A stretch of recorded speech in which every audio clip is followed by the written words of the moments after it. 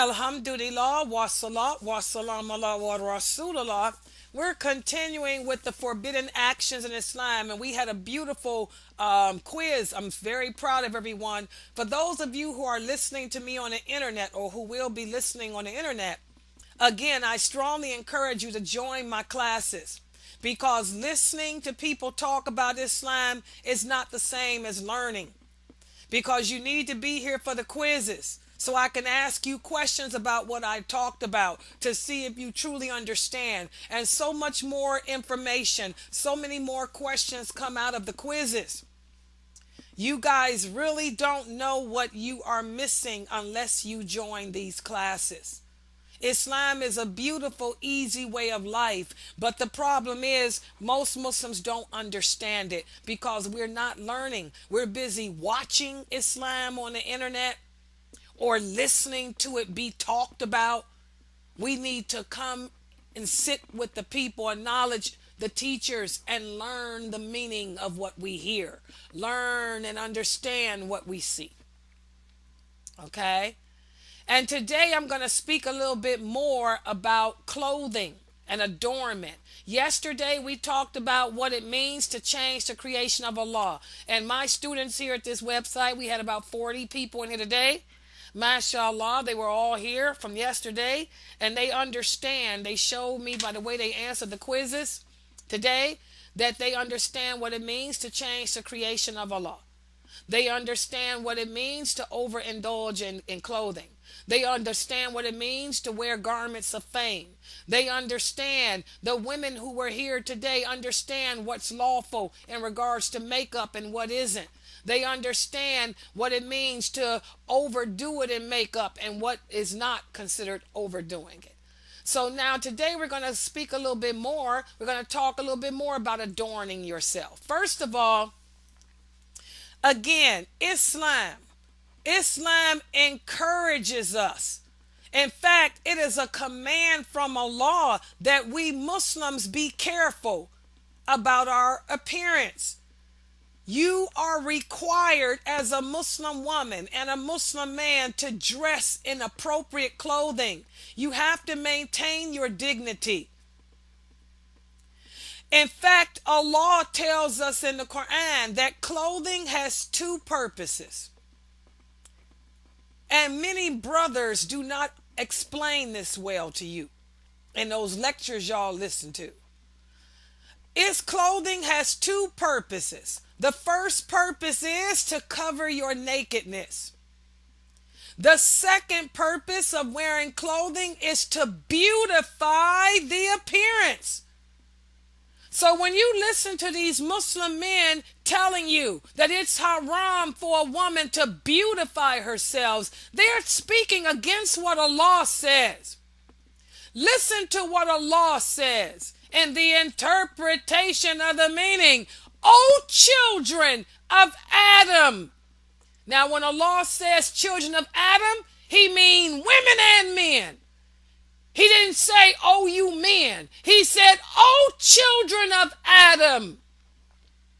Verily, we have bestowed upon you clothing to cover your shame as well as to be an adornment for you. Hello, there it is, right there from Allah in the Quran.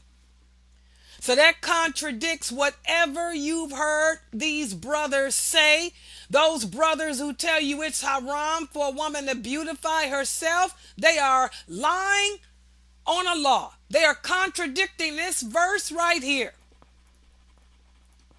Allah lets it be known that whoever neglects either of those two aspects, in other words, whoever does not cover his nakedness, And whoever does not beautify himself, they have deviated away from Islam. They have deviated away from the Sunnah too. The Prophet Muhammad and his wives, they covered their nakedness publicly. The Prophet Muhammad and his wives, they beautified themselves publicly too.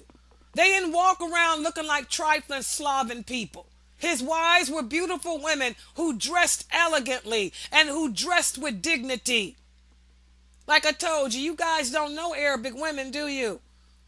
Arabic women and Persian women, we have the market on beauty. Don't y'all know that?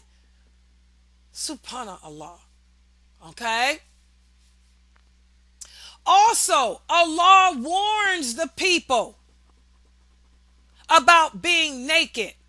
And he warns the people against not going out in the public with a good appearance.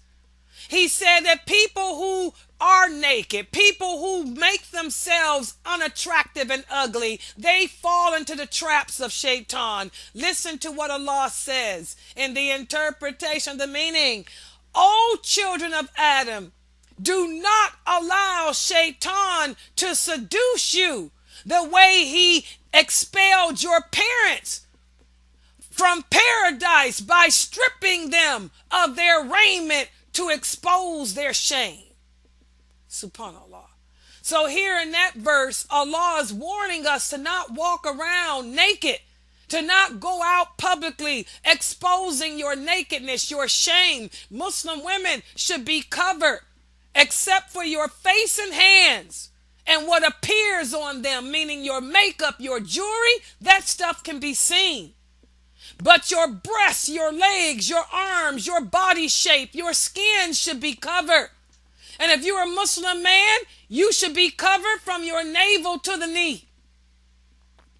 Also, Allah says in the interpretation of the meaning, O children of Adam, wear your beautiful clothing at every place of worship and eat and drink. Just do not be wasteful. There it is. As a Muslim woman, I can have as many beautiful jilbabs as I want, as long as I am not living above my means. As long as I am not wasting my money on clothing when I got other bills to pay and things to do. So these two verses of the Quran mean exactly what they say, guys. Clothing serves two purposes: to cover my nakedness and shame, and to be a source of me beautifying myself. Remember, guys, Allah's beauty, and Allah loves what's beautiful. Allah hates that which is ugly. Does everybody understand that? Don't allow anyone else to tell you anything else that contradicts that. Also, look at this hadith. A man came to the Prophet and he said, O Prophet of Allah, what should we hide and what should we show of our private parts? The Prophet said, let no one see your private part except for your wife or your slave women. The man then asked, what if some people live together? Say we're traveling together, so we're staying together. The Prophet said, in that case, if you can manage it, try to not let anyone see your private parts. So again, guys, the private parts of a man is from his navel to his knees. When a woman goes out publicly, all of her body is part of her private part except for her face and hands. So if you're out in the public or you're traveling with people, try to keep those things covered. And if you're alone by yourself, try to be modest. Remember that Allah sees everything. Allah is more deserving of your modesty than anyone else. So even around the house, guys, although it's not haram for a person to walk around naked in the house, still be mindful of Allah. Understand that Allah sees everything that we do, and Allah loves modesty. Modesty is one of the components of faith. Also, again, not only must we be modest, not only must we be beautiful, but you have to be clean too. You don't want to throw on nice clothing over top your body when your body is dirty and filthy and stinky. The Prophet sallallahu alaihi wasallam said, clean yourself, because Islam is cleanliness.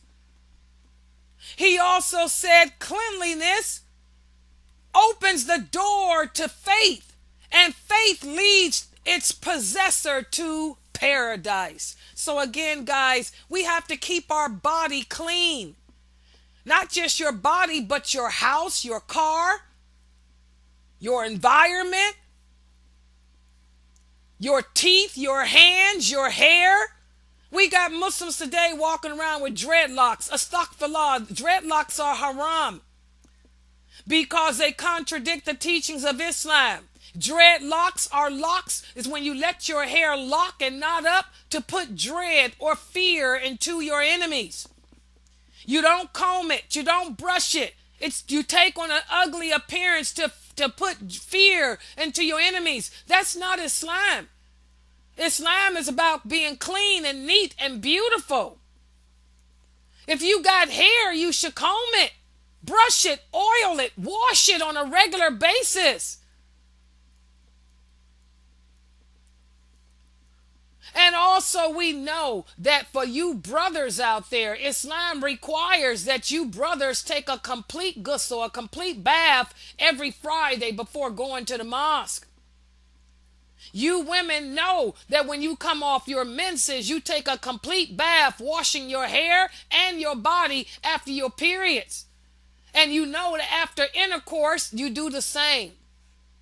We have a hadith where as a man came to the Prophet and his hair was all over his head and his beard was all ragged. The Prophet made some gestures as if he was telling the man to comb his hair. The man left and went home and combed his hair. Then he came back. And when the Prophet saw him, he said, now isn't this better? Is it not better that you come with disheveled hair looking like a jinn, a devil? The jinn walk around with their hair in dreadlocks, not combing it. On another occasion, the Prophet saw a man whose hair was all over his head. He said, doesn't he have something that he can comb his hair with? So again, you have to take care of your hair, take care of your beard, take care of your body, guys. And in regards to wearing dirty clothing, the Prophet saw a man in dirty clothes and he said, can that man not find something to clean his clothing with? Subhanallah, Allah is beauty. That's one of his names and attributes. We should emulate Allah's names and attributes. Allah is clean. We should emulate cleanliness. Why are you walking around with dirty, nasty clothing on? Clean yourself. Wash your clothing. And again, you don't want to walk around looking shabby or tacky or cheap.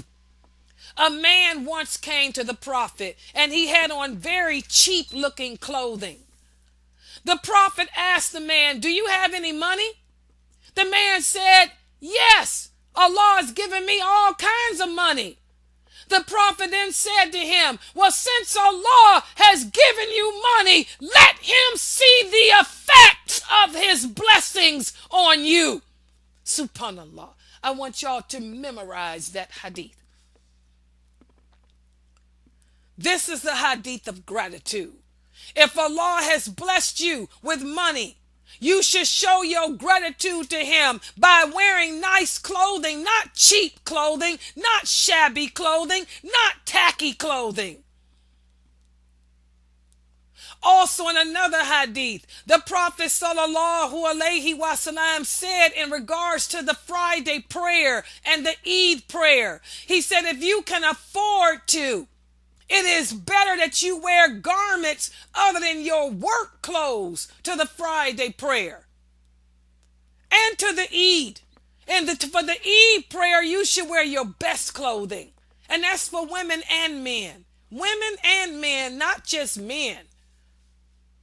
Okay? So thus we can see, guys, as Muslims, having nice clothing, dressing nice, looking neat, clean, respectable. This is an obligation upon us as Muslims. By keeping your appearance good and clean, it not only brings you closer to Allah, but also that's the sunnah of the Prophet and his companions. You talk about being Salafi. The Prophet's wives didn't walk around dressed in black. That's not Salafi. The Prophet's wives wore all different colors: green, blue, red, yellow. They wore flowers, colors, a prints, silk, satin, brocade. That's the Salafi way. Wearing black is not the Salafi way. The only time the Prophet's wives really wore black is when someone died. They would put on dark colored clothing as to show that they were mourning the death of someone. They didn't wear black. Subhanallah, that's not Salafi. And they didn't cover their faces all the time either. Sometimes they covered their faces and sometimes they didn't. That's not Salafi either. So again, we talk about, we use Arabic terms like Salafi. Salafi is a verb anyway. Learn how the Prophet lived his life. Learn how his wives and the female companions lived before you use those terms. They didn't walk around looking shabby. They didn't walk around looking tacky. They didn't have mishwak hanging out their mouth, wear pants up to their knees. The women weren't walking around in black looking dirty and homely and shabby. Subhanallah. On that note, we'll stop right here for today. Tomorrow I'm going to give you a quiz on these hadiths to see how well you understand them. And I hope that you will implement them. So we'll... Sunnahfollowers.